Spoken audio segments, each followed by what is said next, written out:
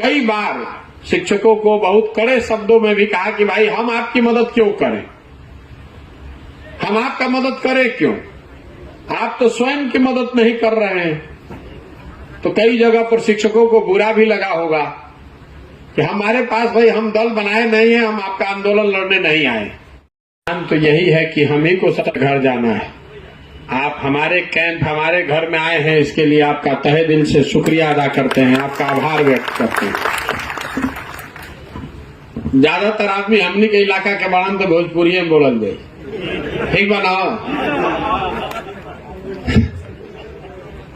शाहबाद के बहुत आदमी हमें बाड़न, कुछ गया, अरवल, जहानाबाद, औरंगाबाद के भी आदमी लोग बा।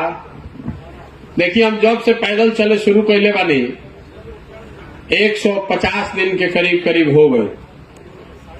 सुबह से शाम तक हम पैदल चलते हैं, गाड़ी पर नहीं चढ़ते हैं। ईमानदारी और शुद्धता से ये प्रयास कर रहे हैं कि हर जगह पैदल चल के जाएं, लोगों से मिलें, समझें कि आखिर बिहार की ये दुर्दशा क्यों है। वो तो काम चल ही रहा है। जिस परिचय से आप लोग हमको जानते हैं, चुनाव लड़ना लड़ाना, उस काम को हमने छोड़ दिया है। हम किसी का चुनाव नहीं लड़ा रहे, अभिराम शर्मा जी का भी चुनाव नहीं लड़ा रहे। लेकिन हम जब पैदल चल रहे हैं तो हर गांव में ज्यादातर जगह हम लोग स्कूल में ही रुकते हैं, क्योंकि स्कूल के पास ही उस तरह का ग्राउंड है या वित्त रहित जो विद्यालय महाविद्यालय चल रहे हैं, कागज पर ही चल रहे हैं लेकिन चल तो रहे हैं। उनके पास वो जमीन है जहां ये 2 एकड़ 3 एकड़ में ये व्यवस्था बनाई जा सके।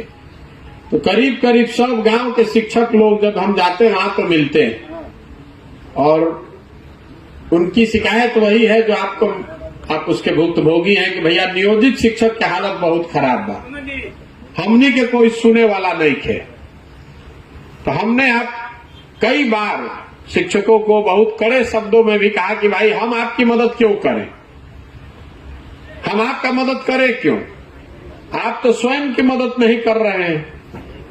तो कई जगह पर शिक्षकों को बुरा भी लगा होगा कि हमारे पास भाई हम दल बनाए नहीं है, हम आपका आंदोलन लड़ने नहीं आए, हम तो अपना काम कर रहे हैं, हम आपका आंदोलन अपने सर पर क्यों ले लें।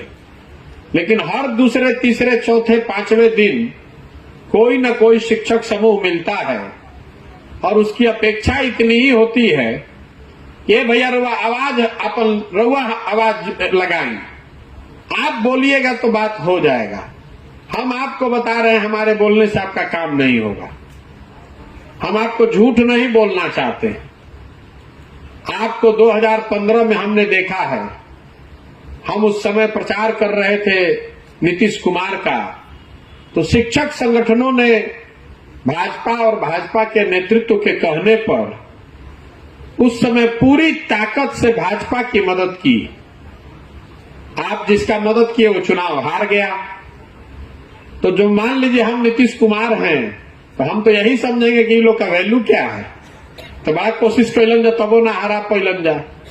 लेकिन आपका दुर्भाग्य देखिए या भाजपा का दुर्भाग्य देखिए कि 2 बरस के बाद वही सुशील मोदी उप मुख्यमंत्री बन गए और उनके पास 5 बरस का समय था कि जो वादा उन्होंने आपसे किया था उसको वो पूरा कर सके। आपका कोई वादा उन्होंने पूरा नहीं किया। लेकिन शिक्षकों की दुर्दशा देखिए, जब सुशील मोदी नहीं माने तो आप तेजस्वी यादव का अपने पैर पकड़ लिया या पूंछ पकड़ ली। जिस तेजस्वी यादव ने पहले आपका 15 में, तेजस्वी यादव लालू यादव भी उस महागठबंधन में थे, हम लोग आपका मांग नहीं माने थे उस समय, लेकिन आप इतने व्याकुल हैं कि तेजस्वी यादव का भी पोंछ पकड़कर आप समझे कि यही हमारा सुधार देगा। तो इस बार आप लोग जिसको वोट दिए वो आदमी फिर चुनाव हार गया।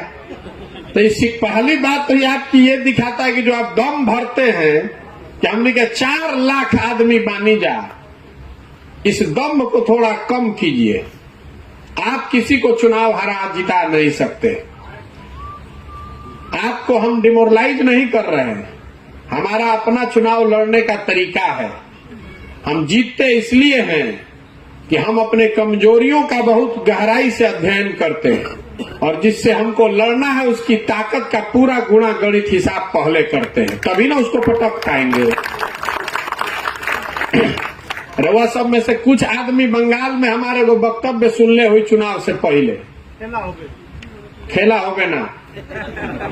हमने कहा चुनाव के 4 दिन पहले कि भाजपा यहां पर बहुत ताकत से लड़ रही है, मोदी जी बहुत लोकप्रिय हैं, सारा हिंदी भाषी लोग भाजपा को वोट दे रहा है, बहुत ज्यादा पोलराइजेशन भी है और दलित भी एक सिरे से वोट दे रहा है भाजपा को।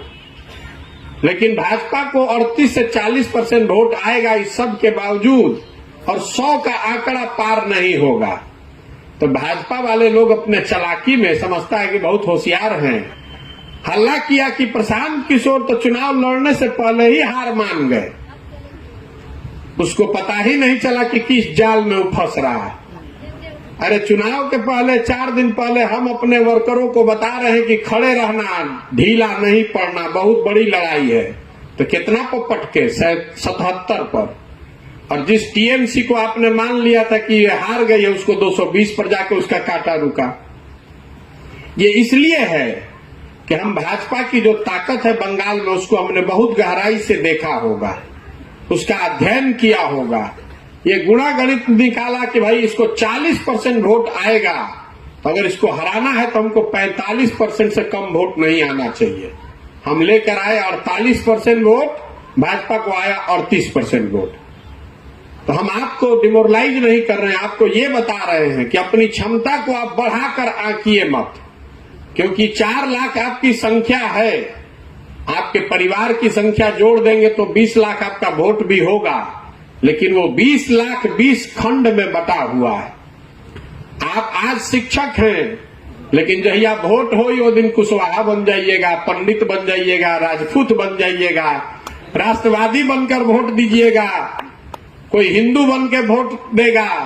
इसलिए आपकी ताकत 20 लाख की है ही नहीं। इसीलिए आप 2 बार ट्राई किए लेकिन हरा नहीं पाए।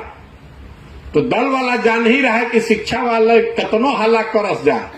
अगर हम आज उनको ये सुझाव दे रहे हैं, उनको सलाह दे रहे हैं, तो यही कहेंगे कि शिक्षकों के आंदोलन से घबराने की जरूरत नहीं है, ये लोग चुनाव नहीं हरा सकता है। और नेता एक के बात से डरता है, वोट से। आप कितनों वार्ता कर लीजिए, कमरे के अंदर बैठा के जूता भी मार दीजिए, वो सब सह लेगा, वोटवा मिलना चाहिए। इन 2 बात को समझ लीजिए कि आपकी जो ताकत है वो ताकत इतनी नहीं है कि आप सरकार को हरा दीजिए। तो शिक्षक नेता हमारे पास आते हैं और वो कहते हैं कि भैया हम लोग आपकी मदद करेंगे, आप हमारी मदद कीजिए।